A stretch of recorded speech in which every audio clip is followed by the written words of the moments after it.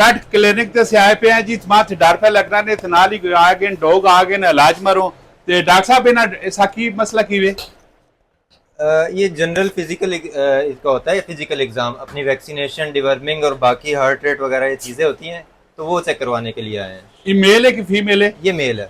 Mail है, mail भी proper सही चेक होना है, फीमेल भी होना है और इस पे कोई वैक्सीन लगसी?